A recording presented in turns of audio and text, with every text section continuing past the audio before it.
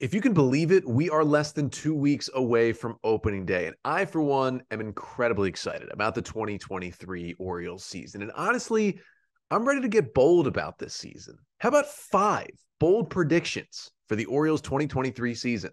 That's coming up on this episode of the Locked On Orioles podcast. You are Locked On Orioles, your daily Baltimore Orioles podcast. Part of the Locked On Podcast Network, your team every day. Hey there, Orioles fans. Today is Friday, March 17th, 2023, and welcome back into the Locked On Orioles podcast, part of the Locked On Podcast Network, your team every day. As always, I'm your host, Connor Newcomb. And coming up on today's episode, I'm going to get to some bold predictions for the Orioles season. 5 of them to be exact. Bold predictions for the Orioles in 2023. We'll touch on Jorge Mateo, Kyle Bradish, one of the outfield positions, DL Hall, and Cedric Mullins coming up on this episode of the Locked On Orioles podcast, which is brought to you by FanDuel Sportsbook, the official sportsbook of Locked On. Make every moment more. Visit FanDuel.com/LockedOn to get started today.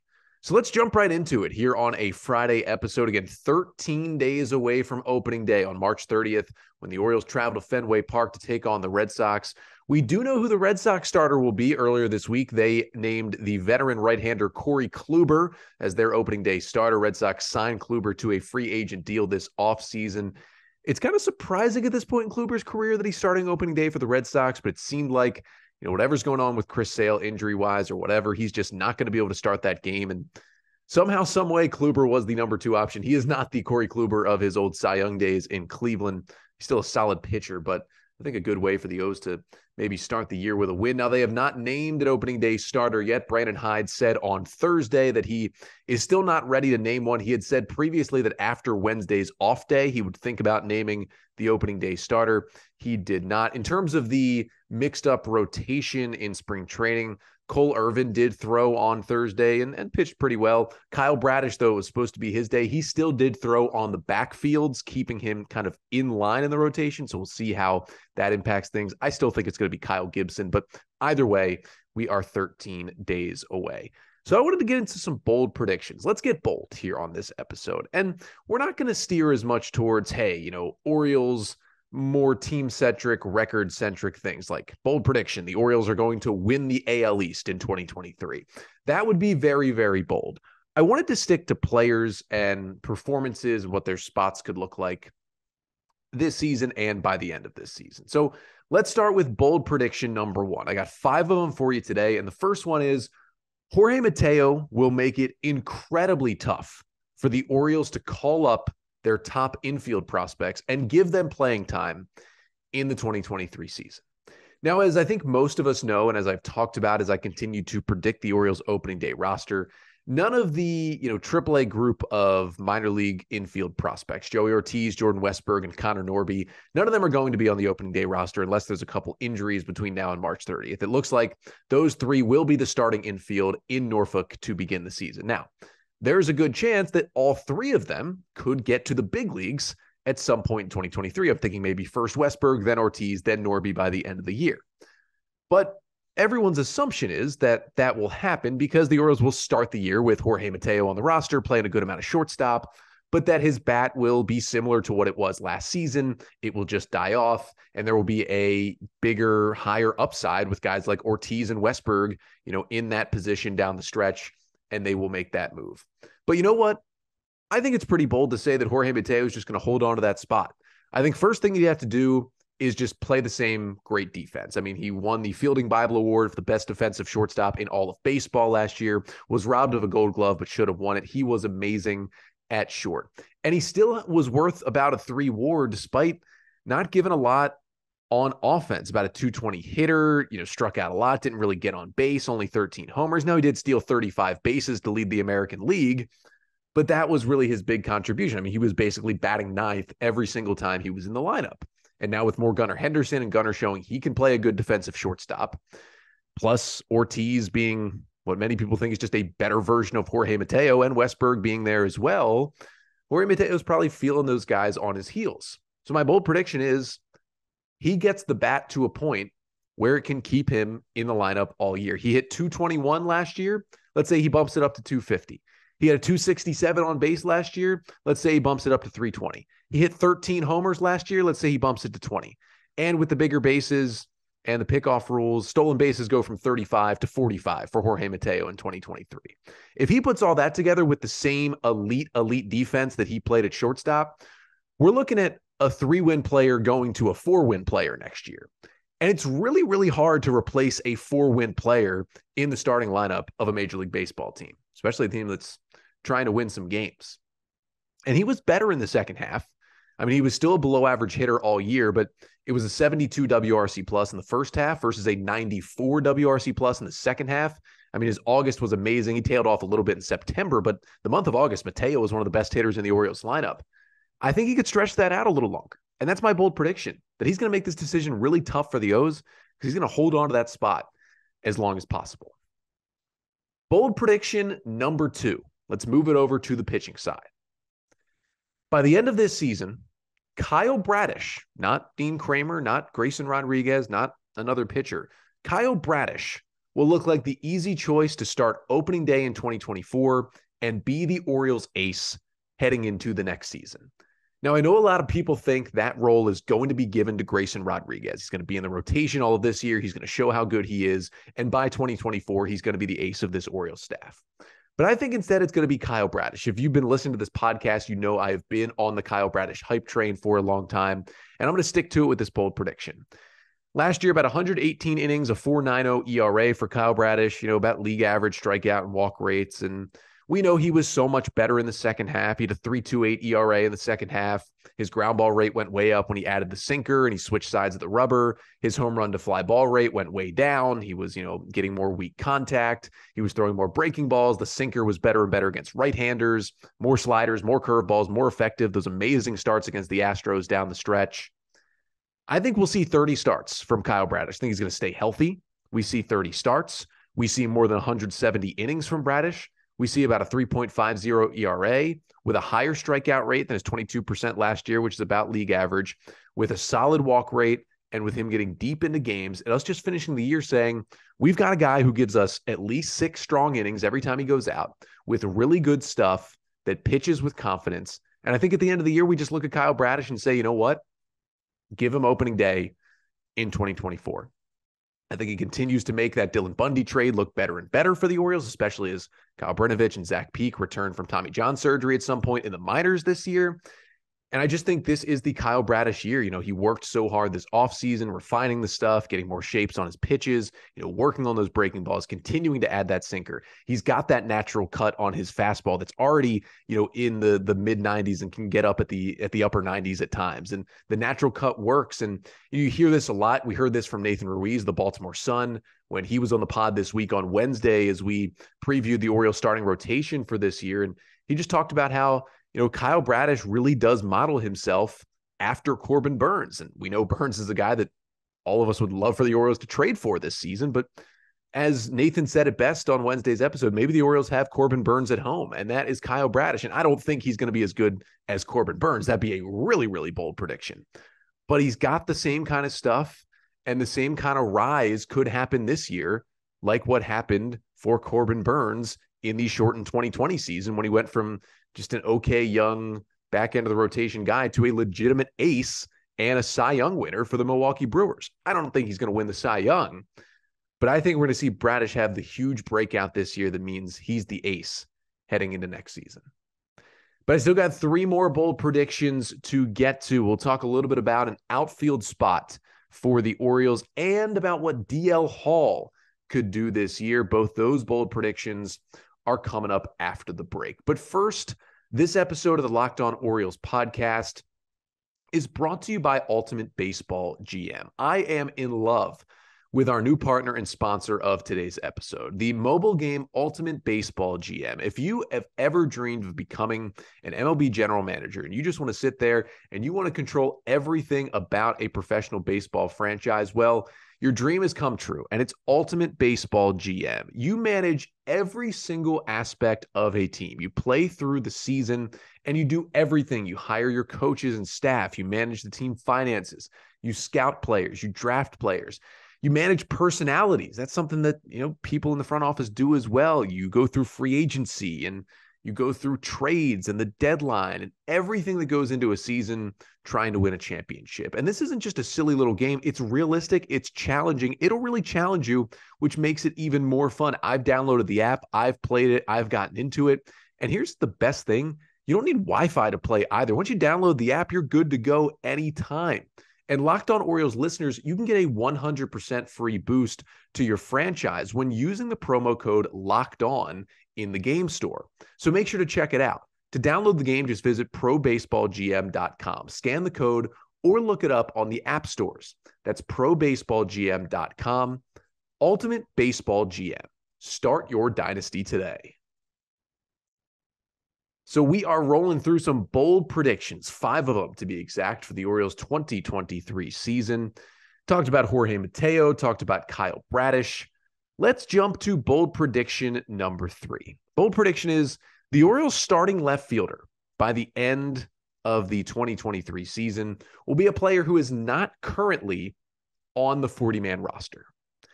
So I think when you look at the Orioles outfield right now, as it stands, at least what it'll look like at home, you'll have Cedric Mullins in center field. And while Anthony Santander is going to play less right field this year, he's still going to play a solid amount out there. And then in left field in that group, you've got, the pairing of Kyle Stowers and Austin Hayes and questions about what each of them can bring. You've got Ryan McKenna, who will play against some lefties and brings the defense and the base running. And then you've got options in Terrin Vavra and Adam Frazier, who are both infielders by trade, but who can both play the corner outfield. And I think both will play some corner outfield, probably more so right field than left field, at least at home, because it's a little easier position now with the wall moved back, but they're both still going to play some outfield this year. And it seems like with all those options, you would think one of those guys would emerge as at least closer to an everyday player in that spot, either left field at home or right field on the road. But I'm not sure that's the case. I'm still not sold on Austin Hayes. It's been such a injury-riddled roller coaster career so far with the Orioles. I'd like Kyle Stowers. I just don't know yet. We still need to see it. Ryan McKenna, I think, is nothing more than a 4th or 5th outfielder. And between Terrin Vavra and Adam Frazier, I just don't know if Adam Frazier is going to be a big part of the team by the end of the year. And Terrin Vavra, I don't know. I just don't think he has the outfield defense to stick out there in an everyday capacity. I mean, it could happen, but, he doesn't have the power potential as well to be a complete hitter. So that leaves 4 possibilities that I think, honestly, have a better chance of being in that spot. Colton Cowser is one. Yeah, some people have been down on his prospect status this offseason, but he's going to be the starting center fielder in Norfolk when the year begins and have a chance to get to the big leagues at some point this year. He could hit his way there. How about Connor Newcomb? I know he's a second baseman by trade, but the Orioles have been sticking him out defensively in left field. They did it throughout the 2022 season in Bowie and in Norfolk. And yeah, he's not amazing out there, but he's got some versatility. Now, Norby would never play left field at Camden Yards, but in a road game where it's easier to play left, could certainly see Norby out there. Listen, that bat is tremendous. Connor Norby has hit at every single level of baseball in his life. He just keeps hitting.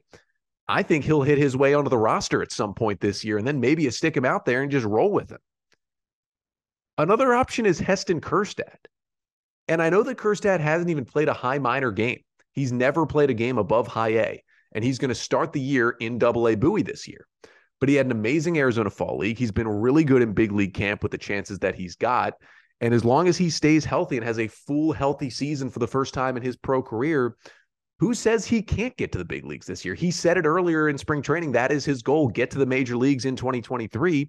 He thinks he can get there by the end of the year. And why not? If he dominates Bowie, he's a little bit older. I don't think the Orioles will be shy in promoting him to Norfolk at some point this year. I think it's pretty much a lock he'll play for the Tides this season. And if he's hitting there too, and the O's have a hole, get him up to Camden Yards. Let him knock balls onto the flag court. Let's see it.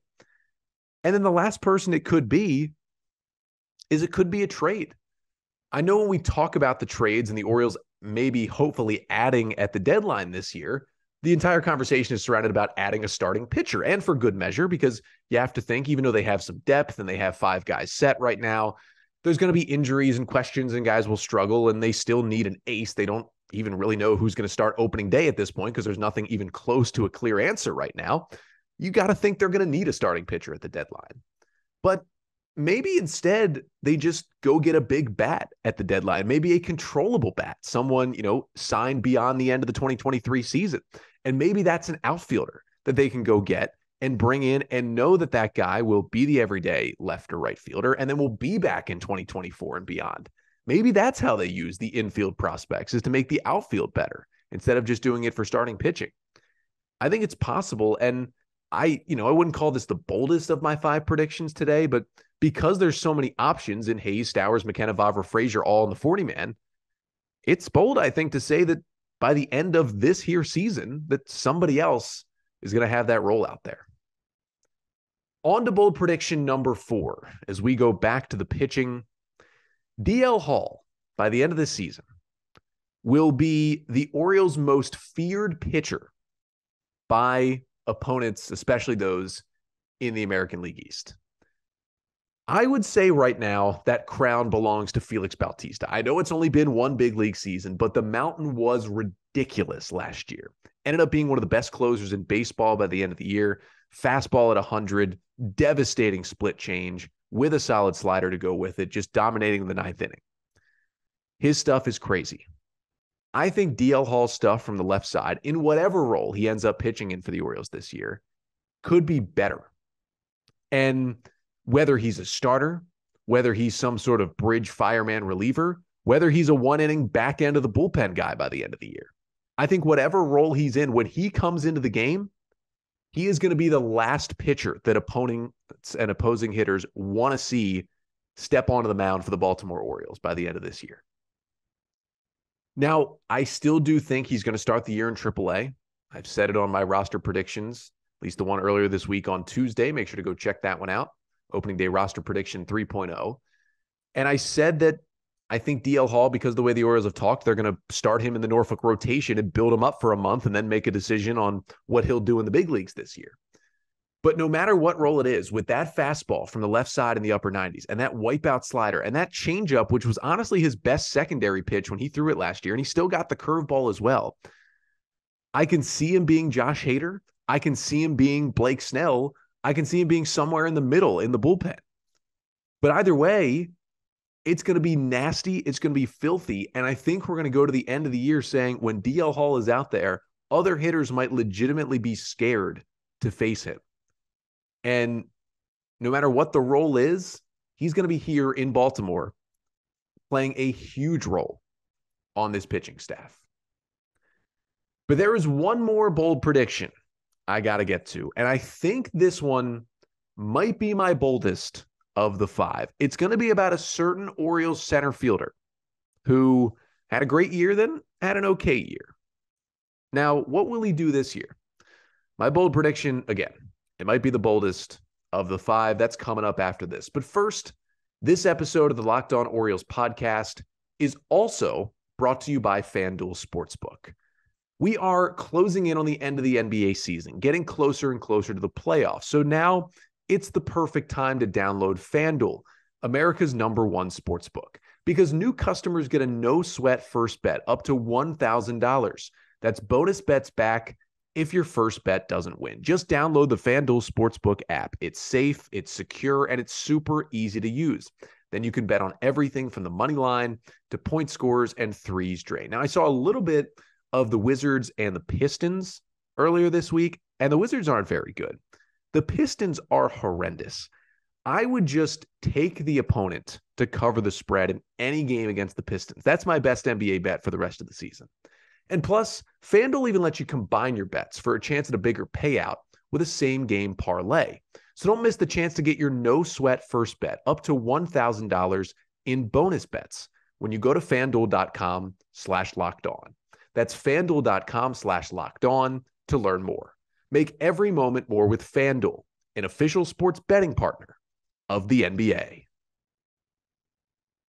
So I've got one final bold prediction coming up on this episode. But first, want to thank you again for making Locked On Orioles your first listen of the day. Now for your second listen, check out Locked On Fantasy Baseball. You can win your league by listening to Matt and Dom every day as they bring you the best fantasy draft strategies. Find Locked On Fantasy Baseball wherever you get your podcasts and on YouTube, part of the Locked On Podcast Network, your team every day. And I know I've got my fantasy baseball draft coming up next Thursday night. I am certainly tuning in to Locked On Fantasy Baseball.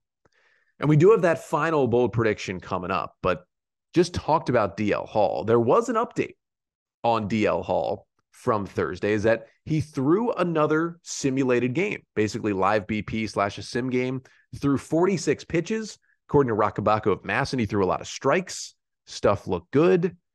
I think next step is getting DL Hall into a spring training game. We still don't know what the role is going to be once the season starts, but getting him into a spring training game is going to be a really, really positive thing. And again, that bold prediction, he's going to be just lights out by the end of the season. But the fifth and final bold prediction of the day might be the boldest, and it is this. Cedric Mullins in 2023 will be even better than the Cedric Mullins we saw in 2021, and it will result in him getting the first contract extension handed out by Mike Elias at the conclusion of this season. Now, this is bold because it felt like Cedric Mullins hit his peak performance possibility in 2021. You go back there, he hits 291, 360 on base, 518 slugging, 30 homers, 30 stolen bases, a 136 WRC plus, a 6 WAR. He's an all-star for the Orioles, and he just dominates. And then last season, he was still good. He was still an above-average hitter. He was still a really valuable player.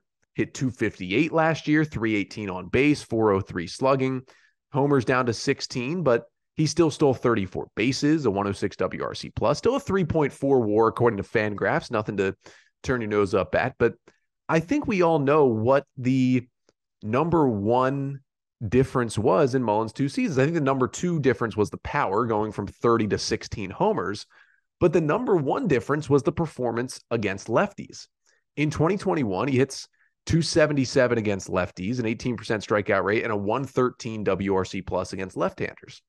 In 2022, he still hit righties pretty well, and that's why he was still able to be successful, but he was just abysmal against left-handers, and we saw it in the second half of the season, especially down the stretch. Brandon Hyde would either sit Cedric Mullins in favor of Ryan McKenna against lefties, or at the very least, he'd start him, but hit him, 7th or 8th in the order instead of leadoff when a left-handed pitcher was starting on the mound. That's how bad it got. Mullins hit just 209, struck out 24% of the time, and had just a 66 WRC plus against lefties last year. He was 34% worse than league average against left-handed pitching last season. And it didn't seem to be a problem in 2021. The first season, he dropped switch hitting and went to just being a left-handed hitter. So was hitting left on left for the first time. And then for his second year doing it, it seemed like left-handed pitchers figured something out in Mullins' left-handed swing. And we've heard it from Mullins. His number one thing he's working on this offseason is being able to hit lefties better and get back to that level where he was in 2021. And I think he's going to do it. And I think the swing has looked good, seeing the little bit of playing time he's gotten for Team USA at the World Baseball Classic, the little bit we've seen him in any of the few televised spring training games this year so far. I feel like the swing looks good, even against left-handers. And I just think it's even larger breakout time. And again, it's going to be hard to jump over what he did in 2021. But I'm looking at a Mullins who's going to hit 300 for the first time. Home run total goes back to maybe low 20s, 22, 23, but he steals 40 bases. He gets on base even more, maybe at the 380, 390 clip. And all that put together, he still plays Gold Glove level defense, steals a lot of bases. And we're looking at maybe a 6.5 WAR season for Cedric Mullins this year. Maybe the 25 homers and 35 doubles this year. I think Mullins is just going to go off. And I think it means the O's are going to start to talk extension, because at some point the Orioles, if they're not going to bring in free agents, they're going to have to start at the very least paying their own guys to extend them. And we'd love to see it for Adley Rutschman or for Gunnar Henderson right now, but maybe Cedric Mullins is the perfect in-between. Maybe they look at it at the end of the season. He's 28 now. He'll turn 29 in October. So next year would be his age 29 season. He won't be a free agent until after 2025, so he'd have 2 more seasons after this year that he's still locked up with the Orioles as he continues to go through arbitration at that time. And, he's going to get more and more expensive, especially if he has that good a year. So maybe the Orioles would buy out his final 2 years of arbitration and maybe add 2 years onto the end. So it would end up being a 4-year extension, maybe worth $80-something million, about $20 million a year for Cedric Mullins. You get him signed and locked up through 2027. I think having Mullins around then would be pretty good for the Orioles. I don't think that's a bad idea at all. And if he plays to that level, you got your centerpiece for 4 more years in center field. And you're not only building around Adley and Gunnar, but you're building around Cedric Mullins at that point as well. I think he's the perfect guy for this Orioles franchise. Love Cedric Mullins. Would love to see him around and be an Oriole for life, to be honest. Give me a season that's even better. I know it seems tough to think that he could do any better than that, but give me a Cedric Mullins season that looks even better than his breakout, amazing 2021. But those are my 5 bold predictions for the Orioles 2023 season. Now I turn to you. Jump in the comments here on YouTube and let me know your top bold prediction for the Orioles in 2023. It could be how a certain player does, how a certain position group does. It could be something about the team as a whole, win total, or stats. It could be something about like Elias, trades or moves that are made throughout the season. But give me your boldest prediction for the year. And on the pod next week, I'll read some of my favorites and shout out anyone who did leave a comment here on YouTube. But that'll do it for the week here on the pod. I'll be back next week. And when I'm back next week, it'll be the final full week without baseball, or at least Major League Baseball that counts. Yeah, next week is the last full week before the week of opening day. It's getting real close. Next week on the pod, we're going to preview some more position battles, do some more opening day roster predictions, get you more news and notes from spring training, get you leading up to opening day. But I'll be back on Monday to do all that. Until then, I'm Connor Newcomb, and this has been the Locked On Orioles podcast, part of the Locked On Podcast Network. Your team every day.